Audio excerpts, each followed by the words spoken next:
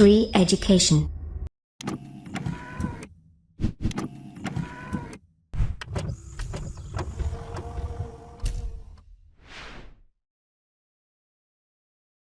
नमस्कार दोस्तों, बहुत बहुत स्वागत करता हूं मैं आप सभी का श्री एजुकेशन की तरफ से और मेरा नाम है रवि। तो दोस्तों, आधुनिक भारत का इतिहास जो हम पढ़ रहे हैं उस सीरीज का ये 24वां लेक्चर है।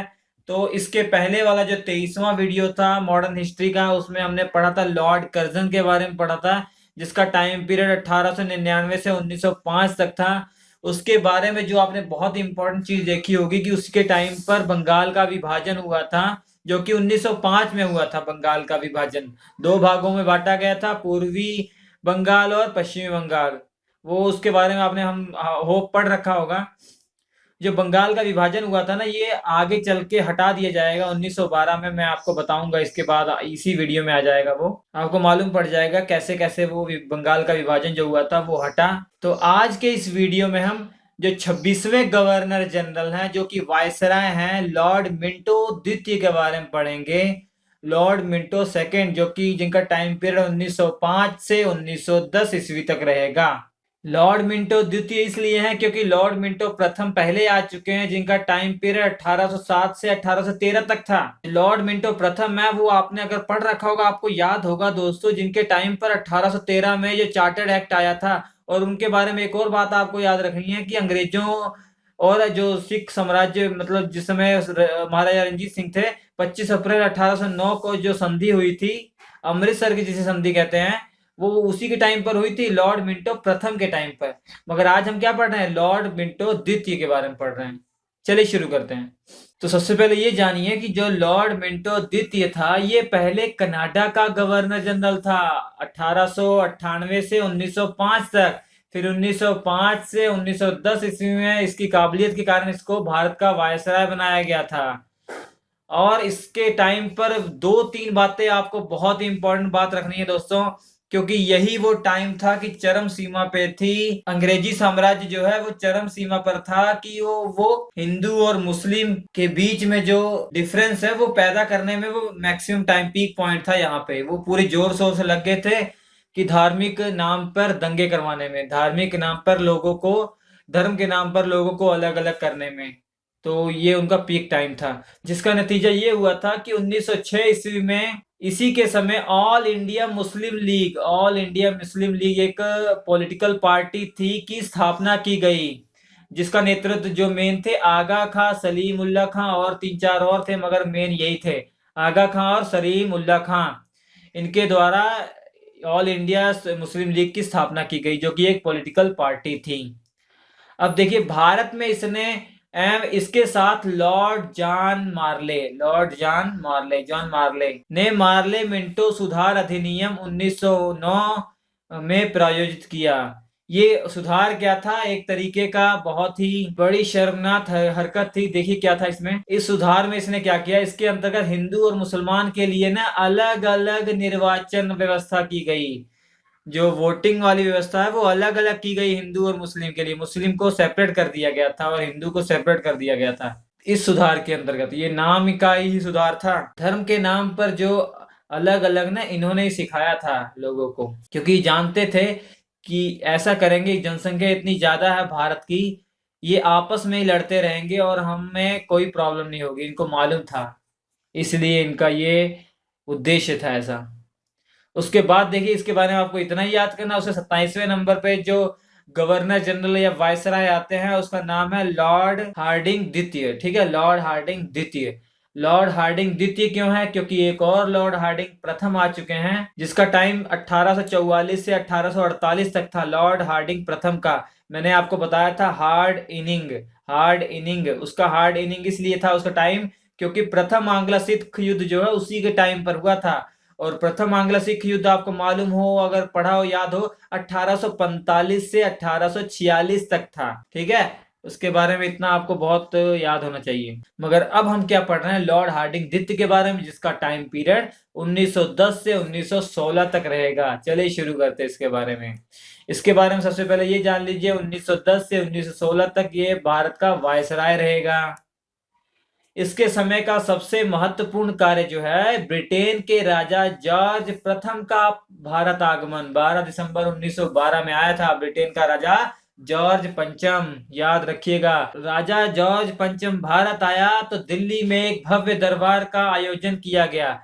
इसमें क्या हुआ, बंगाल का विभाजन को रद्द करने की घोषणा की गई। जो बंगाल का विभाजन हमने आपको बताया था 1905 में हुआ था लॉर्ड कर्जन के टाइम पर, वो इसमें खत्म कर दिया गया। और क्या हुआ, भारत की राजधानी कलकत्ता से दिल्ली स्थानांतरित कर दी गई।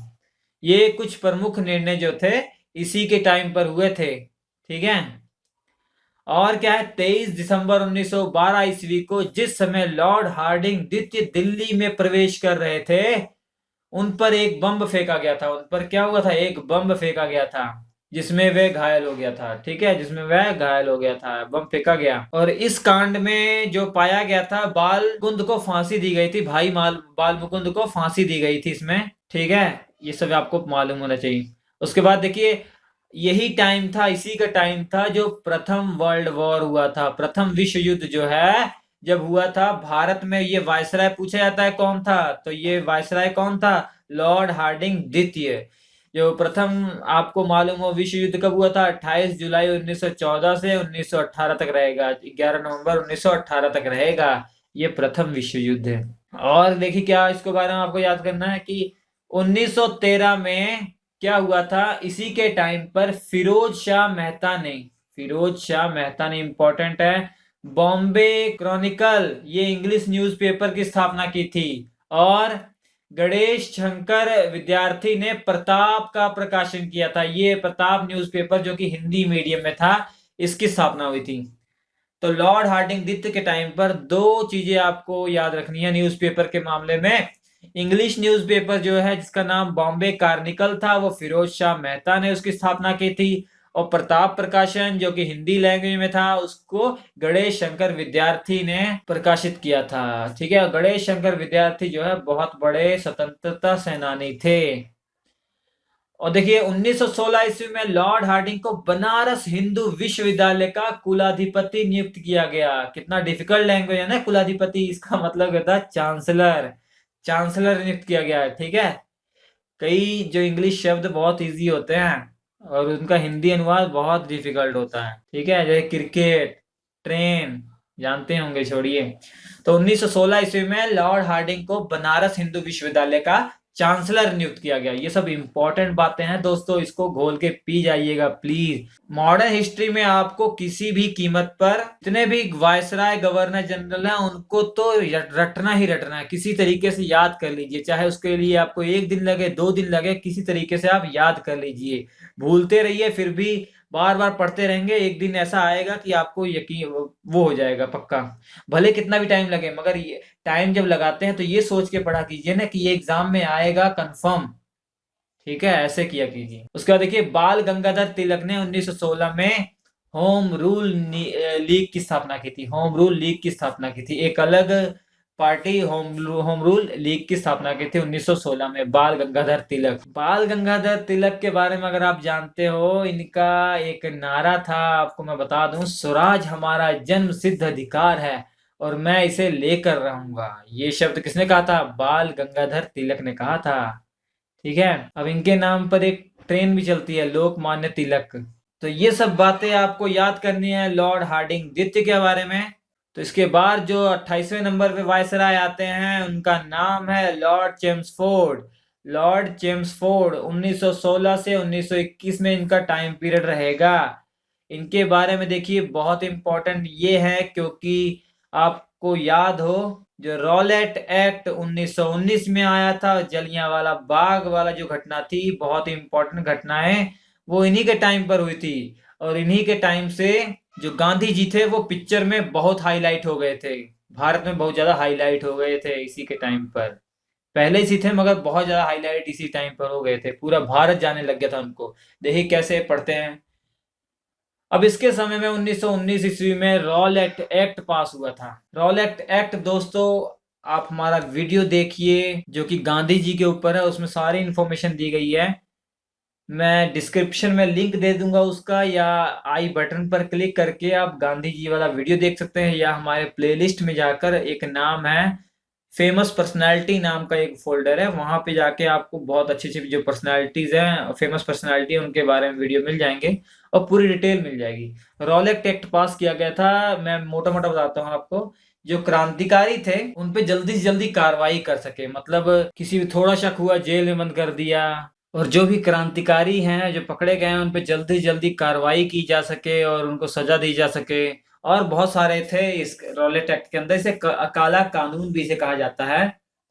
और ये इसका नाम रॉलेट एक्ट इसलिए पड़ा क्योंकि ब्रिटेन के इंग्लैंड के जो हाई कोर्ट के एक जज थे, जस्टिस रॉलेट, उनके नाम पर यह पड़ा था। उन्हीं के नेतृत्व में एक समिति बनाई गई थी, तो इस समिति को रॉलेट एक्ट समिति कहा जाता था। ठीक है, तो ये हुआ था।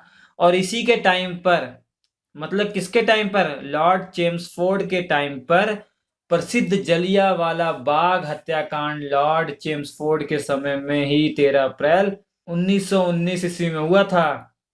जो जिस अधिकारी के अंडर में हुआ था वो, उसका नाम क्या था, जनरल डायर के नाम से आप जानते होंगे। उसका पूरा नाम है रेजिनाल्ड एडवर्ड डायर। वो जनरल था इसलिए जनरल डायर उसको कहा जाता है, उसका नाम पूरा है रेजिनाल्ड एडवर्ड डायर। तो ये 13 अप्रैल वैसाखी थी उस दिन पंजाब में। 13 अप्रैल को वैसाखी मनाई जाती है हर साल 13 अप्रैल को पंजाब में। ठीक है, तो वैसाखी के दिन ये हुआ था जिसमें कई मासूमों की मृत्यु हो गई थी। वहां पे एक कुआं था, उसमें कूद गए थे जो अभी भी खून के खूनों से लाल है, और गोलियों के निशान अभी भी वहां पे हैं। तो ये हुआ था ये घटना। तो इस घटना के चलते अगर आप वीडियो देखेंगे आपको मालूम पड़ जाएगा, गांधी जी वाला केसरे हिंद की उपाधि जो कि ब्रिटेन के द्वारा दी गई थी वो वापस कर दी थी, और एक असहयोग आंदोलन चलाया था गांधी जी ने। क्या चलाया था, असहयोग आंदोलन की शुरुआत की गांधी जी ने। असहयोग मतलब बात से समझ रहे हैं, असहयोग, सहयोग ना देना। ठीक है, किसी भी तरीके का ब्रिटेन को कोई सहयोग ना देना। और देखिए क्या है ये पूरी लाइन, खिलाफत आंदोलन। ठीक है, खिलाफत आंदोलन जो है इसी के टाइम पर चला था। खिलाफत आंदोलन में आगे बताता हूँ क्या है, ये अलग है। और गांधी जी का असहयोग आंदोलन की शुरुआत इसी के टाइम पर हुई थी, लॉर्ड चेम्सफोर्ड के। और तृतीय अफगान युद्ध या ये सब जो घटनाएं हैं लॉर्ड चेम्सफोर्ड के टाइम पर हुई थी। ठीक है, याद रखना आपको। तृतीय आंग्ला अफगान युद्ध, गांधी जी का असहयोग आंदोलन और खिलाफत आंदोलन। असहयोग आंदोलन तो आपको मालूम पड़ ही गया है। खिलाफत आंदोलन के बारे में देखिए, ये जो खिलाफत आंदोलन था भारत में मुख्यतः मुसलमानों द्वारा चलाया गया राजनीतिक धार्मिक आंदोलन था। ये इसका भारत से कोई लेना देना नहीं है। इसका जो संबंध तुर्की और ब्रिटेन के थे वहां पर, तो जिससे जो खलीफा के पद को हटा दिया गया था। खलीफा का मतलब होता है उत्तराधिकारी, जो मतलब राजा। ठीक है, इस आंदोलन का उद्देश्य तुर्की में खलीफा के पद की पुनः स्थापना कराने के लिए अंग्रेजों पर दबाव बनाना था। इसका भारत की जो राजनीति थी उससे कोई उसका लेना देना नहीं था। भारत में जो हो रहा था, जो अंग्रेज भारत के खिलाफ कर रहे थे, लोग सता रहे थे, उसके लिए इसका कोई लेना देना नहीं था। ये हो रहा था तुर्की में जो घटना हुई थी उसके लिए यहाँ पे ये आंदोलन हुआ था। ठीक है, अब देखेंगे आगे मैं बताऊंगा कि इस खिलाफत आंदोलन के कारण क्या हुआ था आगे। इसका एक बहुत ही बड़ा विरोध हुआ था, विद्रोह हुआ था, मैं आगे बताऊंगा। इसको याद रखिएगा, खिलाफत आंदोलन। ठीक है, अब 1916 ईस्वी में पूना में महिला विश्वविद्यालय की स्थापना की थी इसने। ठीक है, 1916 में क्या किया, पूना में महिला विश्वविद्यालय की स्थापना की। और 1917 में शिक्षा पर सैडलर आयोग की नियुक्ति लॉर्ड चेम्सफोर्ड के समय में हुई। ये देखिए सैडलर आयोग क्या है, सैडलर आयोग, सैडलर किसी का नाम था। किसका नाम था, सैडलर आयोग का गठन 1917 ईस्वी में कलकत्ता विश्वविद्यालय की समस्याओं के अध्ययन के लिए डॉक्टर M.E. सैडलर के नेतृत्व में किया गया था। ठीक है, मेन आपको बात ये याद रखनी है कि ये याद है, ये दिमाग में क्वेश्चन आता है क्या, इसलिए मैंने ये बताया हुआ है। ठीक है, तो ये सारी बातें हैं जो कि लॉर्ड चेम्सफोर्ड के बारे में आपको मालूम होनी चाहिए, जिसका टाइम पीरियड 1916 से 21 तक था। जो उसके टाइम पर जो हुआ था खिलाफत आंदोलन, उसको याद रखिएगा। अगले वीडियो में उसका जिक्र करेंगे, बहुत ही इंपॉर्टेंट है वो। वीडियो अच्छा लगा हो तो लाइक करना ना भूलिएगा, दोस्तों के साथ शेयर कीजिए ताकि ज़्यादा से ज़्यादा लोग इसे देख पाएँ और इसका लाभ उठा पाएँ, और ताकि मैं जल्दी जल्दी वीडियो अपलोड कर पाऊँ। मुझे लगेगा कि बहुत सारे लोग इस वीडियो को देखते हैं, उनको अच्छा लगता है, उन्हें कुछ फ़ायदा मिल रहा है, तो मैं आगे कंटिन्यू जल्दी से जल्दी कर देता हूँ। मैं 5-6 दिन के अंदर ही पूरी हिस्ट्री कंप्लीट कर देता हूँ जो बाकी बचे हुए हैं, ठीक है? तो इसके लिए आप प्लीज़ शेयर कीजिए इसे अपने फेसबुक पेज पर, कहीं भी सोशल मीडिया पर। और हमारे फेसबुक पेज पे आप चले जाइएगा, वहां पर आपको लेटेस्ट न्यूज़ अपडेट मिलती रहेंगी। जो भी कोई किसी का डाउट होता है मैं पोस्ट कर देता हूँ, या कोई इन्फॉर्मेशन होती है आपको बताने के लिए उसमें मैं बता देता हूँ। तो हमारे फेसबुक पेज को ज्वाइन कर लीजिए, उसका जो लिंक है डिस्क्रिप्शन में आपको मिल जाएगा। तो आपके स्क्रीन पर जो 4 वीडियो आ रहे हैं, इतने अच्छे वीडियो हैं, आपके एग्जाम के रिलेवेंट होंगे, देख लीजिएगा। तो हम आपसे मिलते हैं अगले एपिसोड में, तब तक के लिए नमस्कार।